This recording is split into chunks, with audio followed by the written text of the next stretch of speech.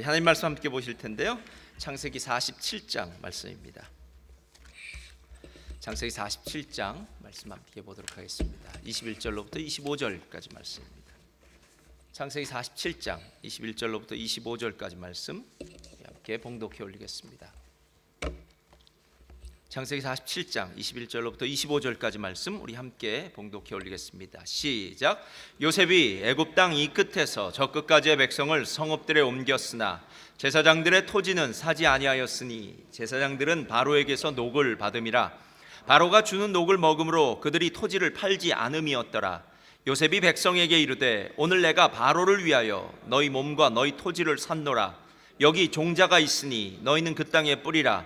추수의 5분의 1을 바로에게 상납하고 5분의 4는 너희가 가져서 토지의 종자로도 삼고 너희의 양식으로도 삼고 너희 가족과 어린아이의 양식으로도 삼으라. 그들이 이르되 주께서 우리를 살리셨사오니 우리가 주께 은혜를 입고 바로의 종이 되겠나이다. 아멘. 오늘 말씀의 제목은요, 요셉 12번째인데요 하나님의 종으로 살지 않으시렵니까? 라는 제목으로 함께 은혜를 나누기를 원합니다. 아마 지난주에 요셉의 인생 가운데 정말 신앙 선배였던 아버지 야곱으로부터 신앙 한 수를 배워서 요셉의 인생 가운데는 이런 좋은 영향력, 선한 영향력으로 그가 그렇게 훌륭한 지도자, 훌륭한 신앙인으로 설 수 있었구나. 그래서 우리는 반면교사라고 해서 좋지 않은 것을 통해서도 배우지만 또 좋은 것을 통해서도 배우면서 우리 인생은 어떻게든지 누구를 만나든지 살아가면서 배움의 일, 그것을 끝이지 않는다는 것 기억 안 나시죠? 예, 그 이야기를 했습니다. 예. 오늘은 요셉을 조금 더 이야기해서 아마 이번 주 다음 주로 요셉이 끝날 것 같은데요. 요셉이 갑절의 복을 받은 것, 정말 하나님 나라의 그 놀라운 기업과 유업을 받은 것, 어떻게 해서 그 인생 가운데 그런 일이 있었든지 또 그 일을 통해서 하나님이 우리에게 무슨 말씀을 하고 계신지에 대해서 조금 더 배우는 시간이 되었으면 좋겠습니다. 경영학의 태도라고 불리는 피터 드러커가 이런 말을 했다고 합니다. 소통에서 가장 중요한 것은 입 밖으로 내지 않는 말에 귀를 기울이는 일이다 라고 이야기합니다. 사람의 대화가 말로 다 되는 것 같지만 그렇지 않더라고요. 말은 자신의 어떤 생각이나 여러 가지 다른 것들로 이렇게 포장할 수 있습니다. 그 사람의 마음의 속에 있는 것, 그것이 잘 소통되지 않으면, 그것을 알지 못하면 진정한 대화, 진정한 소통은 이루어질 수 없다라는 것. 그래서 진정한 소통은 말 이전의 것, 말 이면의 것을 아는 것, 소통하는 것이라고 이렇게 이야기합니다. 성경도 마찬가지입니다. 성경이 우리의 언어로 이제 번역이 되어서 쓰여졌기 때문에 읽으면 대개 어느 정도는 거의 다 이해할 수가 있습니다. 또 소설처럼 읽는 사람도 있더라고요. 그래서 이해가 가능합니다. 그러나 중요한 것은 성경 이면에 있는 것. 그러니까 우리에게 오늘 주고 있는 이 요셉의 말씀 이면에 하나님이 우리들에게 하시고 싶은 이야기를 발견해내지 못한다면 성경은 옛적에 좋은 이야기, 재밌는 이야기 아니면 역사적 이야기로 그저 한번 듣고 스치는 그런 이야기가 될 수밖에 없습니다. 오늘 이 말씀이 성경인 이유는, 이 말씀이 하나님의 말씀인 이유는 오늘 이 말씀을 듣는 저와 여러분의 삶 가운데 주고자 하는 분명한 메시지가 있기 때문입니다. 그 메시지가 무엇일까라고 생각해 봤더니요, 요셉이 예수 그리스도의 모형, 그림자 같은 존재입니다. 요셉이 30세에 총리가 되어서 애굽을 살립니다. 사람들을 살리고 나라를 다스리고 또 나라를 아름답게 만드는 것, 이것은 마치 예수님이 이 땅에 오셔서 30세 공생애를 시작하고 하나님의 나라를 예수 그리스도의 그 십자가의 은혜로 새롭게 세우셔서 하나님의 나라 백성된 우리들이 하나님 나라를 섬기고 하나님이 얼마나 좋은 분인지를 깨닫게 되는 그 놀라운 일들, 어쩌면 그 일들을 위해서 오늘 창세기 47장에 이 요셉이 나라를 만들어가는 모습을 보여준 것이 아닐까 하는 생각이 들었습니다. 그래서 오늘 말씀의 제목이 뭔지 기억나십니까? 하나님의 종으로 살지 않으시렵니까? 지금 요셉의 치하 밑에서, 요셉이 다스리는 그 밑에서 우리는 바로의 종이 되겠습니다 라고 기꺼이 자원함으로 그 애굽의 나라 백성, 나라의 종이 되겠다고 하는 그 사람들의 모습은 마치 예수 그리스도를 통해서 우리는 하나님의 종이 되겠습니다, 하나님의 백성으로 살겠습니다 라는 그 고백과 똑같은 의미라는 거예요. 그래서 여러분 저와 오늘 이 부분을 통해서 함께 이야기를 나누고요, 이 부분을 통해서 저와 여러분의 삶 가운데 진정한 하나님 나라의 행복이 넘쳐나시기를 예수님의 이름으로 축원드립니다. 자, 오늘 장면은 요셉이 이제 본격적으로 총리직을 수행하는 모습이 나옵니다. 실제로 요셉이 총리직을 수행하기 전에 바로의 꿈을 꾸고 난 다음에 7년 풍년 그리고 7년 흉년, 이건 여러분도 다 잘 아는 이야기입니다. 그런데 놀라운 사실은요, 요셉이 총리가 되고 난 다음에 이제부터 우리 7년 풍년에는 이렇게 해야 됩니다. 이제부터는 7년 흉년에는 이런 정책을 펴야 됩니다라고 얘기한 게 아니더라고요. 실제로 요셉이 바로가 꿈을 꾸고 그 꿈을 해석하고 난 다음에 요셉이 이렇게 이야기합니다. 바로께서는 또 이같이 행하사 나라 안에 감독관들을 두어 그 7해 풍년에 애굽 땅의 5분의 1을 거두고 그들로 장차올 풍년에 모든 곡물을 거두고 그 곡물을 바로의 손에 돌려 양식을 위하여 각 성읍에 쌓아두게 하소서. 이와 같이 그 곡물을 이 땅에 저장하여 애굽 땅에 임할 7해 흉년에 대비하시면 땅이 이 흉년으로 말미암아 망하지 아니하리이다 라고 얘기해요. 여러분, 우리가 가끔 그 실전 경험이 중요하다, 실무 경험이 중요하다, 현장 경험이 중요하다라는 그런 이야기를 합니다. 그러니까 학교에서 이렇게 이론으로 공부해서 배운 그 지식 가지고는 실제로 직업 전선에 들어가서 직장에 가서 아니면 내 일을 할 때에 많은 어려움을 당할 수 있기 때문에 현장에서의 경험, 실전 경험이 필요하다. 그래서 경험이 참 중요하다라고 이야기합니다. 많은 사람들이 이런 착각을 해요. 요셉은 어느 날 갑자기 진짜 운이 좋아서 하나님의 은혜 가운데 꿈 해몽 한번 잘해서 죄인에서, 죄수에서, 노예에서 총리가 되는 그 놀라운 은혜를 체험했어 라고 얘기하는 그런 생각이 있는데요, 그것은 반쪽짜리 해답입니다. 실제로 그렇지 않습니다. 요셉이 꿈을 해석했다고 해서 총리가 된 것이 아니라 꿈을 해석하고 난 다음에 오늘 이런 이야기를 했다는 것입니다. 왕이시여, 이제 풍년 될 겁니다. 그런데 중요한 것은 풍년에 딱 더도 말고 덜도 말고 20%만 왕이 양식을 모아두기만 하신다면 흉년 동안 있을 그 기근을 7년 동안을 잘 버티고 넘어갈 수 있습니다. 그러니까 각성의 책임자를 두어서 그 책임자로 하여금 그 곡물을 모으게 하시고 저장하게 하십시오라고 하는 이야기.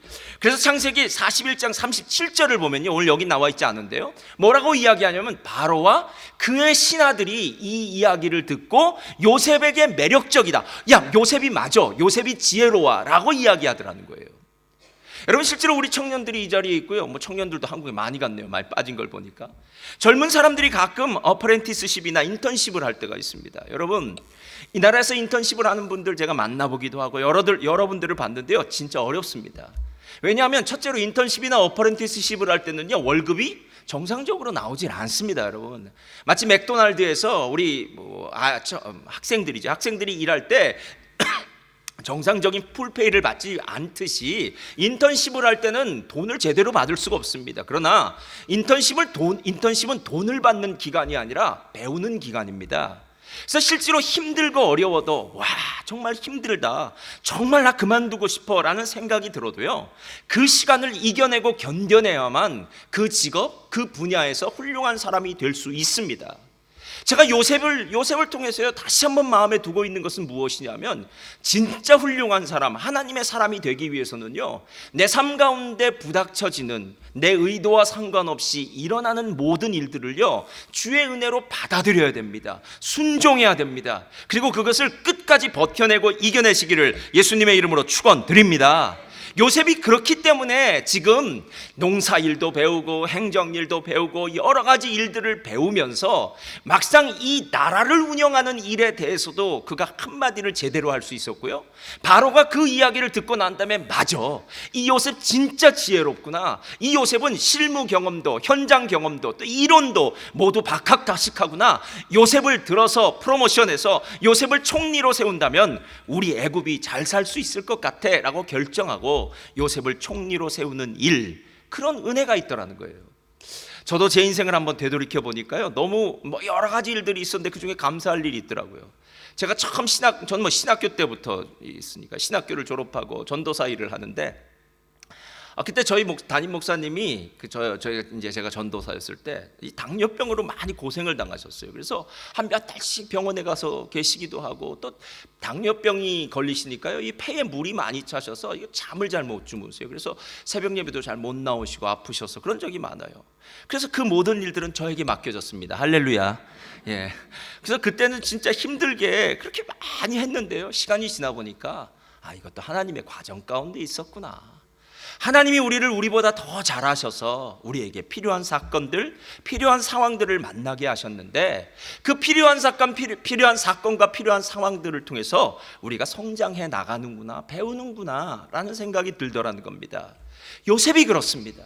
요셉이 지금 7년의 풍년은요, 이미 다 머릿속에 계산을 두고 있었어요. 그리고 얘기를 해서요, 그로 말미암아 이제 풍년이 잘 지납니다. 그런데 문제는 이제 흉년이 되었어요. 흉년이요. 여러분, 풍년 때는 실은 별 문제 없습니다. 곡물 쌓아두는 거 어렵긴 하죠. 그러나 흉년 때에 있는 문제하고는 상대가 되지 않습니다. 왜냐하면은 흉년이 시작되고 1년이 지나고 2년이 지나면 이제 백성들의 원성이 자자해질 것이기 때문입니다. 먹을 것이 없습니다. 양식이 없습니다. 어떻게 해야 됩니까? 온 나라에 있던 백성들이 다 일어나서 요셉을 찾아오게 될 것입니다. 그 당시에 사람을 보니까요, 요셉을 찾아왔는데 처음에는 돈을 가지고 요셉을 찾아옵니다. 우리에게 양식을 파소서. 그래서 돈을 다 주고 양식을 사갑니다. 그런데 여러분, 그거 아세요? 돈이 다 떨어지고 이제 양식을 먹고 났는데 기다리던 풍년은 오지 않고 또 흉년입니다. 안 되겠다. 이번엔 가축을 끌고 가서 이 가축을 줄 테니까 우리에게 양식을 주소서 합니다. 그리고 나서 또 풍년이 될 줄 알았는데 풍년이 안 됩니다. 이번에는 토지와 자기 몸을 팝니다. 이제 우리는 죽을 수밖에 없습니다. 먹을 거 없습니다. 차라리 우리 몸을 좀 사주십시오. 우리가 당신의 노예가 되겠습니다. 우리 토지를 사주십시오. 이렇게 흉년에 씨를 뿌릴 수도, 또 나라도 기후도 이거 다 될 수가 없으니까 우리는 살 수 없습니다. 그래서 토지와 몸을 팝니다. 여러분, 요셉이 지금 하고 있는 일이 얼마나 지혜로운지 몰라요. 이 백성들을 이렇게 모두 바로의 나라의 백성이 되게 딱 만들고 난 다음에 이제 마지막 흉년이 들고 난 다음에 요셉이 두 가지 정치 개혁을 하는데요. 첫 번째는 온 애굽 땅에 흩어졌던 사람들을 이제 각 성읍으로 모아요. 그래서 제가 생각해 보니까 나라의 기강을 세우고 명령 체계가 잘 이루어지도록 요셉이 지금 나라를 재정비하고 있구나라는 생각이 들었어요. 그리고 난 다음에 이렇게 말합니다. 내가 당신들에게 이제 씨앗을 줄 테니까 가서 농사를 지십시오. 농사를 지어라. 그리고 5분의 1만 세금을 바치고 나머지 것은 너희와 그리고 너희 자녀들이 먹고, 그리고 계속해서 살 수 있는 너희의 기본적인 어떤 지참금으로 만들어서 살 수 있게 해라. 그냥 나라에는 20%만 바치면 된다라고 이렇게 얘기합니다. 저는 세금을 얼마나 바쳐야, 세금을 얼마나 내야 그 사람이 살 수 있는지에 대해서 경제학자가 아니니까요, 또 세금과 관련된 사람이 아니니까 잘 모릅니다. 그런데 한 가지 사실은 알아요. 오늘 요셉이 이렇게 사람들을 성읍으로 모으고 그리고 20%만 세금을 내라고 할 때 25절에 이렇게 이야기해요. 사람들이요. 다 같이 읽겠습니다. 시작. 그들이 이르되 주께서 우리가 주의 은혜를 입고 바로의 종이. 여러분, 좋은 말입니까? 나쁜 말입니까? 우리는 가끔 좀 못된 지도자들, 부족한 지도자들, 어리석은 지도자들, 이런 지도자들에 대한 어떤 선입견이 있어요. 정말 좋은 지도자를 만나기가 힘들어요, 여러분. 정말이에요. 근데 이 백성들이 지금 그렇게 20%만 세금을 내고 이제 살아라 라고 얘기하니까 뭐라고 이구동성으로 말하냐면 당신이 우리를 살려주셨습니다. 그 흉년 때도 당신 때문에 우리가 살았고요, 지금도 당신의 은혜로 살고 있습니다. 우리가 주의 은혜를 입었습니다. 우리 모두 바로의 종이 되겠습니다. 바로의 종이 되겠습니다. 이런 얘기를 지금 하고 있다는 거예요. 여러분, 당시 고대 근동의 헌금 체계를 이렇게 역사적으로 보면요, 대개 20%에서 조금 더 하면 30% 정도였다고 합니다. 그러니까 지금 요셉이 20%를 세금을 내라라고 하는 이 부분이 너무 좋아서 이렇게 조금 내는 것이라서 감사하다, 조금만 세금 내니까 하여튼 우리는 세금을 절세하는 게 또 이제 마음에 기쁘니까 하여튼 세금을 적게 냈다, 이렇게 생각할 수도 있는데 그렇지 않습니다. 그 당시에 사람들은 대개 20%, 30% 세금을 냈다는 거예요. 그러니까 지금 애굽이 세금을 적게 내서 그들이 기뻐한 것이 아니라 다른 이유가 있기 때문이라는 거예요. 저를 따라하시기 바랍니다. 요셉은 자, 크게요. 요셉은 애굽 사람들을 노예로 대하지 않았습니다. 자, 뭐로 대하지 않았다고요? 노예로 대하지 않았어요. 실은 이 사람들은요, 흉년에 자기 몸과 자기 토지를 왕한테 다 판 사람들입니다. 노예예요. 지금은 노예라는 그런 계급, 노예라는 사람이 우리 주변에 볼 수 없으니까, 우리 민주주의 국가를 살고 있으니까 모든 사람이 다 남녀노소 할 것 없이 다 평등한 사회에 살고 있으니까 노예라는 사람의 그 노예라는 단어의 무거움을 잘 몰라요. 노예는 인격도 없습니다. 노예는 권리도 없습니다. 노예는 짐짝 같습니다. 아니, 소나 개나 말, 집에서 키우는 짐승 이런 것과 똑같은 존재가 노예입니다. 노예는 주인이 죽여도 살려도 상관없습니다. 왜냐하면 노예는 주인의 소유물이기 때문에 주인 마음대로 어찌해도 상관없습니다. 노예는 자기 소유도 자기 가정도 가질 수 없습니다. 모든 것이 다 자기 주인의 것입니다. 그저 노예는 이 땅에서 소처럼 열심히 죽어라 일하다가 결국은 죽을 수밖에 없는 존재, 비참함의 대명사. 이 대명사가 바로 노예인데 요셉은 그렇게 대하지 않는다는 거예요. 요셉이 말한 것은 이것입니다. 당신들은 이제부터 20%의 세금을 내고 노예가 아닌 자유민으로 사십시오. 열심히 사십시오. 오늘 아까 이야기했던 부분을 보면요, 뭐라고 얘기하냐면 이것을 가져다가 토지의 종자로도 삼고 너희의 양식으로도 삼고 너희 가족과 어린아이의 양식으로 삼으라라고 얘기해요. 이 말은 내가 너희들을 인정해 준다라는 거예요. 너희들은 이제 농부다라는 거예요. 너희들은 시민의 한 사람으로 살 수 있다라는 거예요. 너희는 가족이 있다는 거예요. 자녀가 있다는 거예요. 적어도 이 땅에서 평안하게 살 수 있는 그런 사람이 되었다라는 거예요. 그러니까 이 애굽의 사람들은요, 흉년이 있기 전과 있은 후와 별 다를 게 없습니다. 다 팔아서 노예가 된 줄 알았더니 아니에요. 요셉이 정권을 잡은 다음에, 요셉의 정부가 들어서고 난 다음에는요, 나라는 정말 좋아졌고, 요셉은 진실하고, 요셉은 신실하고, 하나님 앞에 충성된 자고, 와, 요셉 같은 그런 위대한 지도자를 만난 것, 이제 태평성대가 시작되었구나. 이제 행복한 나라가 되었구나. 야, 우린 이제 살 것 같아 라고 이야기하면서 모든 사람이 이구동성으로 우리는 바로의 종이 되겠습니다 라고 이렇게 이야기합니다. 여러분, 실제로 민주주의가 이렇게 발달한 것은 그렇게 오랜 역사가 있는 것이 아닙니다. 대한민국만 해도 100년 전에는 이씨조선, 이제는 나라가 되었네요. 이씨조선이 500년 이상을 끌었었습니다.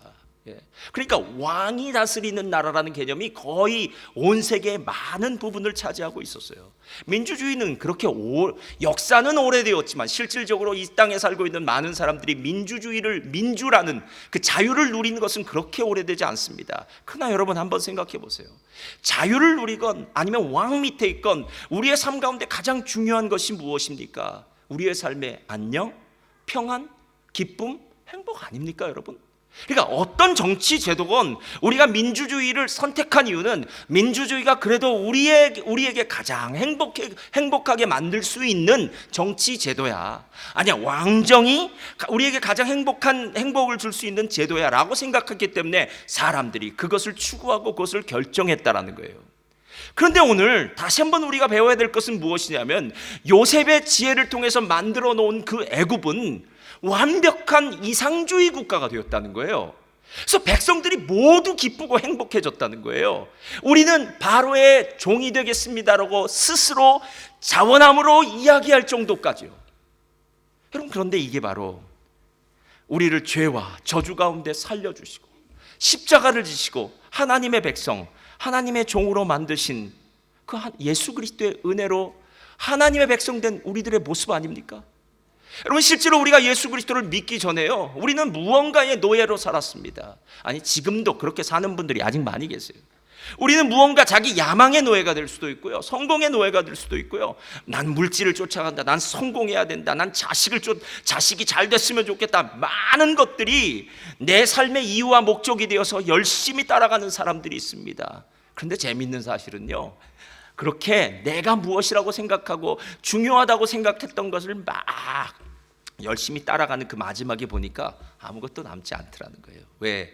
인간은 죽을 수밖에 없는 존재, 죽음을 운명으로 가진 존재이기 때문에요, 헛되고 헛되니 헛되고 헛되다는 말밖에 나오지 않아요. 그런데 어느 날 이민을 왔든지 어떤 이유에서였는지는 모르는데요, 교회에 오게 되었습니다. 교회에서 예수님을 만납니다. 그때 우리의 영적인 눈이 띄어져요. 야, 지금까지 내가 진짜 세상을 보지 못했어. 내가 지금까지 생각했던 세상은 이건 다 헛된 것이야. 진짜 세상은 하나님이 다스리는 세상, 예수 그리스도를 통해서 만드시는 하나님이 왕이신 세상이 있어 라고 생각하고, 그때부터 나의 삶이 달라지기 시작하더라는 거예요. 여러분, 우리가 기뻐하는 이유가 무엇입니까? 뭐 우리 자녀가 좀 잘 돼서요? 아니면 뭐 내가 사업을 좀 잘해서요? 아니면 내가 뭐 내 인생을 내 마음대로 잘 누리기 때문에요? 그런 것도 기쁨의 요인이 될 수 있습니다. 그러나 여러분, 우리 예수 그리스도를 믿는 사람들의 진짜 기쁨은요, 내가 이제 하나님의 백성 되었어. 그리고 나는 이제 영원히 죽을 수밖에 없는 존재가 아니라 하나님과 함께 영원히 생명을 누리는 존재가 되었어. 할렐루야. 여러분, 이게 감사한 거 아니겠냐는 거예요. 그럼에도 불구하고 우리 자신이 스스로에게 손을 얹고 한번 생각해 보세요. 나는 진짜 하나님 나라 백성이 된 것이 행복하십니까? 예. 오늘 바로의 종이 되겠다라고 이야기한 이 사람들은요, 진짜로 하고 있는 말이에요. 무슨 말인지 아시겠어요, 여러분? 요셉으로 인해서 은혜를 받고 요셉으로 인해서 우린 살아났다. 요셉 같은 지도자만 있다면, 야, 우리는 이런 나라의 영원무궁토로 살고 싶어. 나는 다른 나라 가고 싶지 않아. 여기서 살고 싶어라는 이 이야기는 진짜로 있었는데, 과연 저와 여러분의 삶 가운데도 하나님의 백성 된 것, 하나님의 나라의 왕, 하나님을 왕으로 삼고 하나님의 다스림을 받는 것이 진짜 행복하셔서, 예, 나는 하나님의 다스림 받고 싶습니다. 예, 나는 하나님의 종이 되고 싶습니다. 여러분, 그렇게 얘기하고 계십니까? 예. 전부는 아닐지라도 몇 명 가운데 그런 고민이 있다면요, 한번 생각해 보셔야 돼요. 이 시대에 있어서, 이 세상에 있어서, 이 시대에 있어서 가장 무서운 병이 무엇인 줄 아십니까? 그것은 바로 하나님이 주인이 되는 것이 아니라요, 세상에 있는 어떤 것이나 내가 나의 삶의 주인이 되는 것입니다. 내가 나의 삶의 주인이 되었다는 것은요, 모든 결정은 다 내가 원하는 대로 내리면 됩니다. 오늘 갈까 말까? 가고 싶으면 가는 거죠. 하고 싶으면 하는 거죠. 말고 싶으면 안 하는 거예요. 그런데 실제로 하나님을 왕으로 삼았다고 얘기할 때는요, 우리는 언제나 하나님께 제가를 받아야 돼요. 하나님, 갈까요? 그래. 하나님, 가지 말까요? 그래. 하나님이 말씀하신 대로 움직이고 있느냐는 거예요. 제가 지난주에 어떤 새로 책을 한 권 생겨서 그 책을 읽다가 참 제목은 좋더라고요. 제목은 분명히 예수님과 관련된, 거기에도 예수가 있어요, 제목에도. 책을 읽다가 쓰레기통에 갖다 버렸습니다, 제가. 야, 제가 참 새 책을 쓰레기통에 여기서 쓰레기통은 그 쓰레기통이 아니라 그 재활용하는 쓰레기통을 의미합니다. 여러분 잘 기억하세요. 쓰레기통에 갖다 버렸어요. 반쯤 읽다가 화가 나서 버렸어요. 이 사람 분명히 예수 믿는 사람인 것 같은데 글 쓴 거 보니까 예수 안 믿는 사람이 분명해요. 자기는 인문학자라고 얘기하고 말은 수려해요. 근데 그 중에서 제가 막 화가 좀 나는 부분이 있었어요. 신령 화가 나는 부분이 있었어요. 저는 동성애자들을 주님의 이름으로 사랑합니다. 우리 교회 문턱은요, 그런 사람들을 향해서 열려져 있습니다. 아니, 동성애자가 아니라 살인자라도 우리 교회에 들어올 수 있습니다. 아니, 뭐 간음을 한 자, 어떤 죄를 지은 자라도 교회 문은 언제나 열려 있습니다. 여러분 믿으십니까? 여러분, 어쩌면 세상에는 모두 다 죄인이죠. 어떤 사람은 우리가 그런 건 큰 죄라고 여기는 실정법을 어긴 죄인이 있는가 하면, 아니면 양심의 법을 어긴 죄인이 있는가 하면, 어떤 사람은 죄를 어겼음에도 불구하고 교묘하게 그 죄를 잘 커버해서 죄 없는 사람처럼 보이는 사람이 있을 수 있을지는 몰라도 이 땅에 있는 모든 사람은 다 죄인입니다. 요한복음을 보면은 하나님이 이 땅에 예수님을 보내신 이유는 누구를 위해? 의인을 위해서요? 죄인을 위해서요? 죄인을 위해서 보내시지 않았습니까? 교회는 죄인들이 오는 곳이고 죄인들이 예수 그리스도를 만나고 구원받는 곳인 줄 믿습니다. 그래서요, 동성연애자가 교회 오는 것도 상관없습니다. 그 사람도 예수님을 만나고 삶이 변화되어야 됩니다. 그러나 이 사실은 다르지 않습니까? 그런 사람들을 우리가 사랑하는 것과 그것이 죄다라고 얘기하는 것은 다른 것 아닙니까? 간음이 죄이듯 그리고 살인이 죄이든 도적질하는 것이 죄이든 동성애는 성경이 죄라고 여겼기 때문에 그 사람들에게 가르쳐주는 것은 당연한 것 아닙니까? 그것을 죄가 아닌, 그건 우리의 정체성을 스스로 선택하는 거야. 남자도 될 수 있고 여자도 될 수 있고 트랜스젠더도 될 수 있고 중간에 성 정체성이 애매한 사람도 자신이 스스로 결정할 수 있어 라고 얘기하는 건 전혀 다른 별개의 문제라는 거예요. 제가 그것을 쓰레기통에 갖다 버렸다가 3시간 만에 다시 찾아왔습니다. 그래서 버리는 건 너무 심했다라고 생각을 해서 조금 더 보면서 내가 정리를 좀 해야 되겠다 생각이 들어서 가져왔어요. 그러나 제 마음 가운데는 그 책에 대한 선입관이 떠나질 않아요. 이 사람은 과연 하나님을 왕으로 섬기며 사는 사람일까? 여러분, 사람 인본주의 그리고 인류의 휴머니즘이라는 것은요, 어떨 때면 정말 아름다워요. 우리 주변에 있는 가난한 노숙자, 어려운 사람, 이런 사람을 돕자는데 누가 뭐라고 합니까? 근데 저도 선교하면서요, 어려운 사람 참 많이 도와봤습니다. 안 되더라고요. 근데 가난은 나라도 구제할 수 없대잖아요, 여러분. 생각이 바뀌어지기 전까지는 가난의 굴레를 벗어날 수 없어요. 그 생각이 바뀌어지게 하는 것은 예수의 복음이 그들에 들어가야 되는 줄 믿습니다. 여러분, 이게 복음 아닙니까? 복음이요.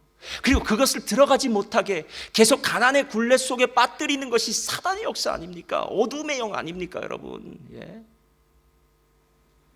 우리가 배워야 될 가장 의미심장한 가르침이 무엇인 줄 아십니까? 오늘 요셉을 통해서 이 애굽 사람들이 우리가 바로의 종이 되겠습니다 라고 외쳤던 그 외침처럼 우리의 삶에도 예수님을 통해서 나는 하나님의 종이 되겠습니다, 하나님 나라의 백성이 되겠습니다, 이런 얘기가 막 나와야 되는데 살다 보니까 뭐가 그리 바쁜지, 그렇게 뭐가 많은 일이 있는지 하나님이 나의 주인 되시고 왕 되심보다는 많은 순간 내 결정의 중심에는, 내 선택의 중심에는 그저 또 내가 자리 잡고 있고요, 하나님은 어디론가 멀리 사라져버린 것 같은 그런 모습이 있을 것 같지 않습니까? 오늘 실제로 하나님의 종이 되겠습니다라고 얘기하는 사람들은요, 하나님을 체험해야만 돼요. 기독교는 신앙을 체험하는 것입니다. 신비적인 종교입니다. 예? 말로 다 되는 종교가 아니에요. 성경 공부한다고 뭐 많이 배웠다고, 신학교 한 몇 년 다녔다고, 뭐 저처럼 공부했다고, 이거 아닙니다, 여러분. 하나님을 만나야 됩니다. 기적을 체험해야 됩니다. 하나님의 살아 역사하심을 체험하시기를 예수님의 이름으로 축원드립니다. 요즘 우리 한국 집사님들이 한국으로 가실 때 타는 브루나이라는 나라가 있더라고요. 예, 브루나이 항공. 이게 비행기 값이 너무 싸서 많은 분들이 이거 타고 많이 가시더라고요.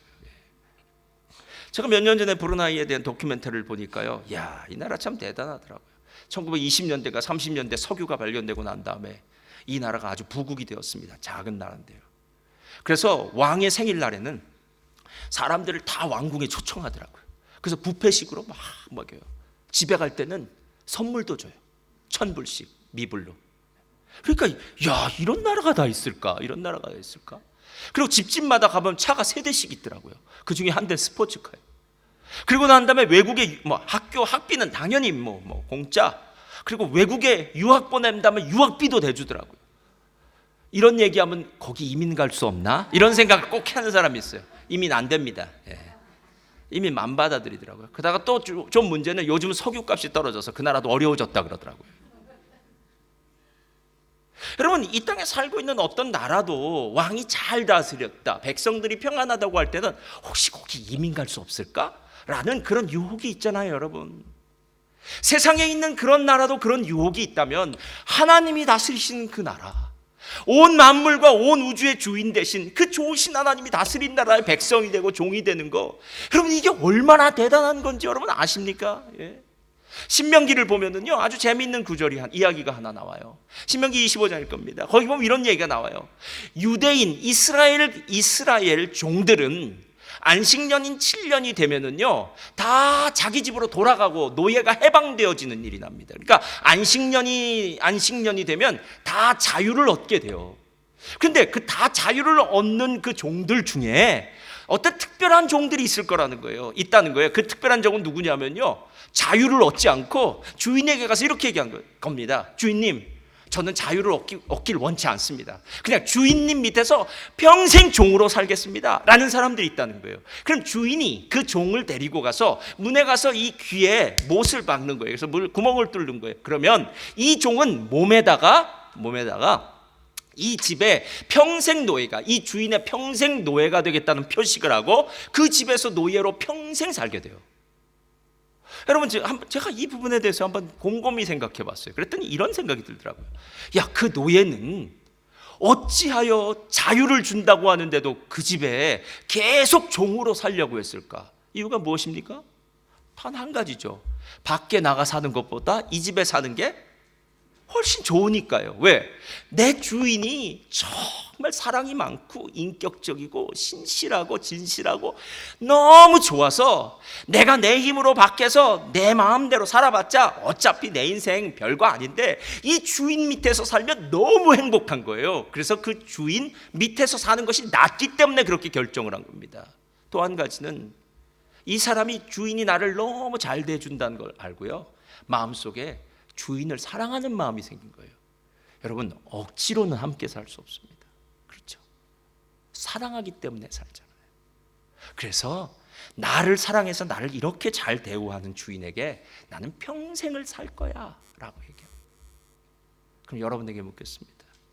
여러분, 하나님 그런 분이라고 생각하십니까?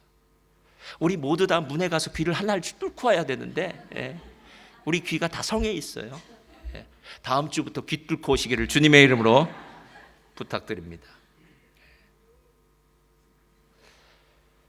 출애굽기 34장에 보면 하나님이 스스로 자신에 대해서 말할 때 이렇게 얘기해요. 여호와로라, 여호와로라, 자비롭고 은혜롭고 노하기를 더디하고 인자와 진실이 많은 하나님이라. 여기서 자비하다라는 말은 감정적인 언어라고 그러더라고요. 그러니까 누군가가 우리를 불쌍히 여기는 거예요. 다윗의 자손 예수여 나를 불쌍히 여기소서라고 외쳤던 바디메오가 불쌍히 여기소서라는 그 말과 똑같은 말이에요. 히브리어와 헬라어가 다르긴 한데요, 똑같은 말이에요. 그 주님은 우리 사정을 누구보다 잘 아신다는 거예요, 여러분. 사람은 몰라요. 함께 누워있는 남편도 아내도 모를 수 있어요. 자식 모를 수 있어요. 누구도 내 사정 모를 때 주님은 아신다는 거예요. 나를 불쌍히 여기신다는 거예요. 은혜를 베풀어 주신다는 거예요. 나를 향해서 노하기를 더디하신다는 거예요. 그분이 언약적인 사랑으로 나를 계속해서 사랑해 주신다는 것이고, 그가 진리로 나를 사랑해 주신다고 하니까 이렇게 좋은 분 어디 있겠습니까? 가끔 좋은 지도자를 만나서 그래 나는 참 좋은 지도자 만났어 라고 얘기하는데, 그 인간 지도자가 조금 시간이 지나 보니까 이렇게도 마음이 변했다, 저렇게도 마음이 변했다, 나이가 드니까 마음이 왔다 갔다 거리기도 하고 상황이 바뀌니까 마음이 왔다 갔다 거리기도 하고, 그런 불완전한 지도자는 정말 믿을 것 같았는데 못 믿을 것으로 변했다면, 우리 하나님은 처음과 마지막이 동일하신 분, 할렐루야, 좋으신 하나님이신 줄 믿습니다.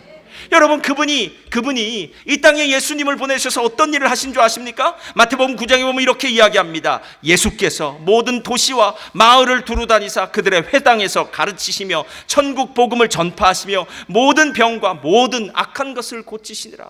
예수님이 하신 일이 세 가지가 있습니다. 가난한 자들에게, 복음이 필요한 자들에게 복음을 가르쳐 전해주십니다.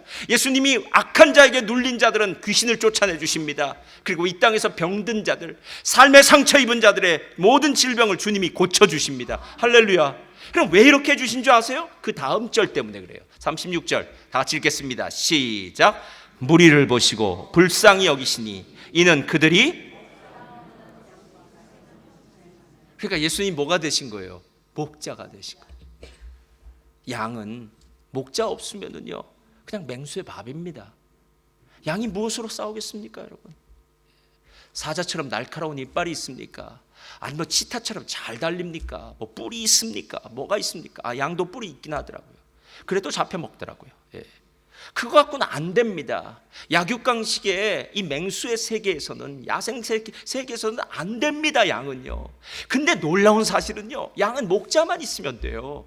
목자가 지팡이로, 막대기로 악한 것들을 쫓아내주고요, 좋은 곳으로 푸른 풀밭과 맑은 시냇물가로 인도해주고요, 밤이 되면 우리로 이끌어서 그들을 보호해주고요. 할렐루야.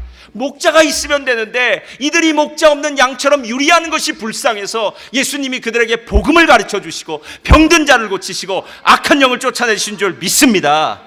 여기 말하는 불쌍히 여긴다라는 말이 우리가 어린이들 돕는 재단인 컴패션이라는 컴패션과 같은 말이에요. 여러분, 같은 말이에요. 그러니까 이렇게 좋으신 하나님, 이 하나님 나라의 백성 종으로 살지 않겠느냐는 거예요. 그래서 신약 성경에 서신서들을 보면은요, 그 서신을 쓰고 있는 바울이나 베드로나 야고보나 유다나 이런 사람들이요, 이런 식으로 썼다는 거 아십니까? 예수 그리스도의 종된 바울은, 하나님과 주 예수 그리스도의 종 야고보는, 예수 그리스도의 종이며 사도인 시몬 베드로는 예수 그리스도의 종이요 야고보의 형제인 유다는. 우리가 난 종이다라는 거예요. 여기서 말하는 종은 노예, 둘로스라는 말이에요. 그들은 편지를 쓸 때마다 자기의 정체성을 뭐라고 얘기하냐면 나는 종입니다, 나는 노예입니다 라고 얘기하는 거예요. 노예는 천한 사람, 노예는 밑바닥 인생, 모든 사람들에게 손가락질 받는 그런 천하디 천한 사람이 아니라 하나님 나라의 노예됨은 영광이요, 하나님 나라의 노예됨은 축복이요 행복인 줄 믿습니다. 그래서 이들이 이렇게 쓰고 있는 거예요. 그래서 우리가 우리 자신을 이야기할 때 나는 하나님의 종입니다, 나는 하나님의 노예입니다, 하나님은 나의 왕이십니다라는 그 고백은요, 세상의 어떤 고백과 비교할 수 없는 놀랍고 축복된 고백인 줄 믿습니다. 제가 어느 날인가요, 유튜브를 보다 보니까 거기 개 얘기가 나오더라고요. 하여튼 요즘 개도 많이 나와요, 개. 근데 이 개는 아주 특별한 개예요. 왜 특별한 개인가 했더니 이 주인이 이 반려견인 개를 데리고 자기 그 유튜브 찍는 사람이에요. 어휴, 조회수가 어마어마하더라고요. 그럼 무슨 일을 하는가 했더니 개를 데리고 세계 곳곳을 여행 다니는 거예요. 그래서 개와 함께 세계 곳곳을 여행 다니면서 유명 여행지에서 개와 함께 사진을 찍고, 유명 여행지의 식당에 가서 진수성찬을 먹으면서 하고, 또 유명 여행지에 있는 개 숍에 가서 특별히 쇼핑을 하고. 야, 개 팔자가 상팔자예요. 예. 비행기에서 같이 타고 가고. 여러분, 미국 가보셨습니까? 우리가 만약에 미국을 못 가본 사람이 이 자리에 있다면 개만도 못한 사람일 수 있습니다. 그 개, 우리 인생이, 야 주여, 어찌하여 우리는 이렇게 됐을까? 예. 예. 그 개는 행복해요, 진짜 행복해요. 주인 잘 만나서 미국도 가고 맨하탄에서 사진도 찍더라고요.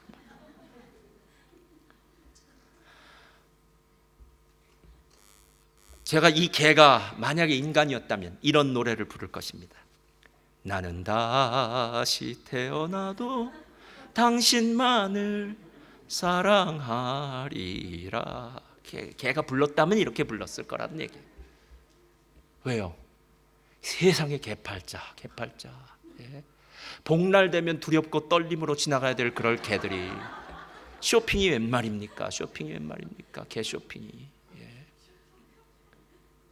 근데 제가 한 가지 배운 게 있어요. 좋은 주인 만나면 그만큼 행복하다는 거 아닙니까? 예. 우리의 삶에도 마찬가지 아닙니까? 내가 내 인생의 주인 되어서 얻은 게 무엇입니까, 여러분? 나같이 부족하고 연약하고 제한적인 존재, 그 눈에 보이지 않는 바이러스한테도 한번 침범을 당하면 침대에 누워서 일어날 수 없는 존재, 내가 그토록 이것은 맞다고 생각했던 것도 시간이 지나보면 다 잘못된 것이라고 판명되는 정말 어리석은 존재. 나는 그래도 잘 살았다고 자기 자부심을 갖고 살았지만 마지막에 자기 인생을 되돌이켜보면 나는 헛된 인생 살았어 라고 고백할 수밖에 없는 존재. 여러분, 그 존재가 뭘 믿을 게 있다고 자기 인생의 주인처럼 행세하면서 할 수 있겠습니까? 전도서에 보면 헛되고 헛되다.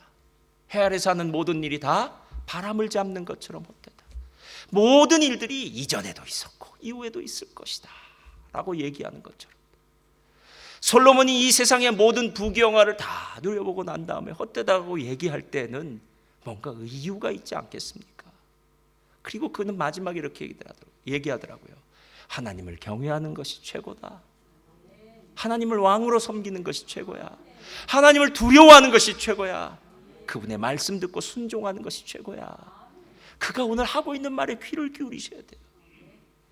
세상을 살면서 행복하지 않고 불행하게 살고 싶은 사람이 어디 있겠습니까? 우리 모두는 다 행복하길 원해요. 그래서 맛있는 음식을 먹었을 때 우리는 행복하다고 얘기해요. 우리 자녀가 이번에 뭐 공부를 잘했다거나, 부모님 말씀 잘 들었다거나, 아니면 이번에 아르바이트를 했는데 아르바이트한 돈을 부모님한테 다 가져왔다는 거예요. 할렐루야. 세상에 이런 일이야 있습니까? 이런 일은 있을 수 없는 일인데 기적이 일어난 거죠. 그래서 엄마, 이거 엄마 쓰세요. 막 딱 가져오면 막 이날은 그냥 천국을 얻은 것처럼 행복할 수도 있습니다. 여러분, 세상에 불행하기를 원하는 사람 한 사람도 없어요. 한 사람도. 모두 행복하기를 원해요. 그러나 문제가 뭔지 아세요? 행복한 방법을 알고 있다고 얘기하면서도 막상 그렇게 살지 않기 때문에 행복하지 못해요. 지난주에 제가 이제 주일날이면 이제 6시 뭐 그때쯤 나오니까 일찍 나와서요. 제가 이렇게 그날 이제 문을 좀 열어놓고 환기를 시키기 위해서 바깥에 문을 열어놓고 이렇게 뭐 이제 일을 하고 있었어요. 한 6시 40분쯤, 7시쯤 전일 거예요. 그때 바깥에서 인기척이 나더라고요. 그 시간에는 사람 올 사람이 없는데, 그래서 누가 사이클을 한 대를 타고 오더니 이제 그래서 제가 인기척이 나서 밖에 나가 보니까 백인, 나이는 저보다 조금 더 있는 한 57세라 그러더라고요. 자기 말로. 그래서 그 사람이 교회 맞냐고 하고 찾아왔어요. 백인이.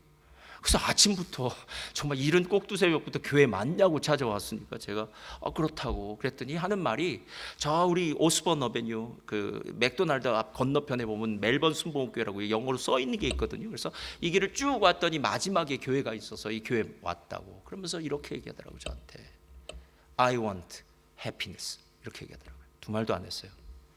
저한테 그래요. I want happiness라고 그러더라고요. 그래서 제가 물어봤어요. 왜 안 행복하냐고. 그래서 들어와라. 그래서 제가 커피를 한 잔 주겠더니 자기는 커피 안 마신대요. 아무리 타줘도 안 마시더라고요. 그래서 자기께 있다고 하면서 사이클에서 그 사이클 타는 분들 이 물병 같은 거 있잖아요. 물병을 꺼내더라고요. 근데 빨개요. 술이에요. 전 사이클에다 술 타갖고 다니는 사람도 처음 봤어요. 이런 얘기 가르치지 말아야 되는데 오늘부터 또 사이클 타다 거기다 술 넣고 다니시는 분, 근데 거기 있어요. 근데 술 냄새가 저한테 확 나더라고요. 확 나요. 그래서 자기 얘기를 시작했어요. 자기 15살부터 술을 마셨대요. 지금 57세인데 자기는 평생을 캐비넷 만드는 일을 했대요. 근데 일은 잘한대요. 일은 잘한대요. 근데 이 술이 언제나 좀 문제였다는 거예요. 술이 문제였다는 거예요. 그러면서 자기 아버지 얘기를 하더라고요. 자기가 퀸슬랜드에 살았는데 자기 아버지가 자기한테 이렇게 얘기했대요. 너 집 나가라. 가라. 15살부터 술 마셨으니까 나가라. 그리고 내가 죽었다고 편지 오면 죽은 줄 알아라. 이렇게 얘기했다는 거예요. 그래서 자기 왔다는 거예요. 이렇게 떠났다는 거예요. 근데 자기 동생도 죽었다는 거예요. 그래서 어떻게 죽었냐 했더니 자기 동생도 뭐 술 마시고 화가 나면 아무 데서나 잔대요. 두루너 잔대요. 그러다가 아무 데서나 두루너 자다가 죽었대요. 아주 자긴 비참하대요. 그래서 제가 다시 물어봤어요. 가족이 있냐 했더니 애가 5이 있다고 그러더라고요. 그래서 애가 5이 있으면 행복하겠는데 이 부인도 5이래요. 그러니까 애 각자가 다른 여자들한테서 낳았대요. 자기랑은 지금 없다는 거예요. 그래서 내가 사마리아 여인이 여기 또 있구나. 사마리아 여인은 애는 없었는데 이분은 애가 5인데 다른 여자 5에서 애를 낳은 거예요. 그래서 자기는 불행하다는 거예요. 불행하다는 거예요.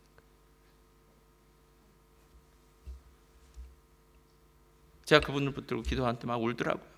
그래서 제가 그랬어요. 예수님 만나야 된다. 우리 교회에 통역 시스템도 있고 하니까 와서 꼭 복음을 듣고 예수를 만나야 된다. 근데 아마 술김이니까 어떻게 대답한지 모르고 그 다음에는 더 찾아오지 않더라고요. 근데 떠날 때도 자기 똑같이 얘기하고 떠나더라고요. I want happiness. 이렇게 하고 떠나더라고요. I want happiness. 멜번 순복음교회 여러분들, 우리 모두 행복을 원하잖아요. 근데 진짜 행복은 오직 예수님 안에서만 발견되는 거 아닙니까? 영혼의 문제가 해결돼야 진짜 행복한 거 아닙니까? 잠깐 조금 잘 살고 조금 못 살고 조금 건강하고 조금 불편하고 조금 문제가 있고 조금 문제가 없고가 뭐가 그리 대단합니까 여러분? 진짜 우리에게 있어서 가장 큰 문제인 죽음의 문제가 해결돼야죠. 아니, 죽고 난 다음에 우리에게 있을 그 심판대 앞에서의 천국인지 지옥인지, 여러분 그 문제는 해결해 놔야 되는 거 아닙니까 여러분? 천국을 소유했다면, 하나님 나라의 시민권이 됐다면, 하나님이 나의 왕이 되시고 하나님 나라의 종, 하나님 나라의 백성이 됐다면 우리의 하루하루의 삶이 행복한 거 아닙니까 여러분? 그래서 정말 행복을 원합니다 라는 그 얘기를 할 때 제가 그 사람에게 해줄 수 있는 말, 그 사람의 이름 리처드인데요. 리처드에게 해줄 수 있는 말은 한 가지밖에 없더라고요. 예수를 만나는 것이 행복한 방법이고, 예수님을 통해서 하나님을 왕으로 삼고 사는 것이 행복한 것입니다. 멜번 순복음교회 여러분들, 이제 2020년이 다가옵니다. 가끔 어떤 분이 이런 착각을 하더라고요. 목사님, 갑절의 복은 2배 복 아닙니까? 라고 얘기해요. 근데 실은 2배 복이 아니에요, 여러분. 본래 신명기를 보면은요, 아들이 둘이 있을 때 큰 아들에게는 3분의 2를 나눠주고요, 둘째 아들에게는 3분의 2를 나눠줄 때 그때 얘기하는 것이 두목, 갑절이란 뜻이에요. 그러니까 2배를 나눠준다고 해서 뭐 이렇게 해서 지금 있는 돈보다 2배로 뻥튀기 한다는 게 아니라, 네가 이 집안의 가업과 유업을 이을 상속자다라고 해서 한 몫을 더 쳐주는 것을 갑절의 은혜라고 이렇게 얘기해요. 그러니까 우리가 만약 지금 갑절의 은혜를 받겠다는 말은 무슨 말이냐면, 내가 지금도 은혜를 받고 복을 받았는데 이것보다 2배로 뻥튀기를 해서 받겠다는 말이 아니라, 내가 진짜 하나님이 주시는 장자권의 복, 상속자의 복, 내가 있는 곳마다 아브라함의 복이 흘러넘치기 시작하고 축복의 물꼬가 튀어지기 시작해서 내가 속한 우리의 가정, 우리의 공동체, 우리의 직장, 그곳이 어느 곳이건 나로 말미암아 복받는 역사가 시작되는 것, 하나님이 나를 그곳에 복의 근원되게 만드시는 것, 이것이 바로 갑절의 복이라는 거예요. 여러분, 저와 여러분이 우리만 많이 복받아서 못하시겠습니까? 우리가 받은 그 복이 다른 사람에게 흘러가서 많은 사람들이 우리를 통해서 다 복받는 역사가 일어나는 것. 그래서 제가 생각하는 가장 큰 행복은요, 여러분이 다 잘 되는 거예요. 할렐루야. 예? 여러분의 가정이, 여러분의 자녀가, 여러분의 직장이, 여러분의 사업이 다 잘 되는 것. 그래서 우리 멜번 순복음교회는 어떤 사람도 힘들고 어려운 사람은 없고요, 모두 다 어려운 사람을 도와줄 수 있는 사람, 축복의 물꼬가 튀어진 사람, 그런 사람들이 될 줄 믿습니다. 그게 바로 오늘 요셉이 나는 하나님 바로의 종이 되겠습니다라고 말한 것처럼, 예수님을 통해서 나는 하나님의 종이 되겠습니다, 하나님 나라 백성이 되겠습니다 라고 말하는 것입니다. 하나님의 나라의 백성은 하나님이 책임져 주실 줄 믿습니다. 그런 놀라운 축복이 저와 여러분들의 삶 가운데 임하기를 예수님의 이름으로 축원드립니다.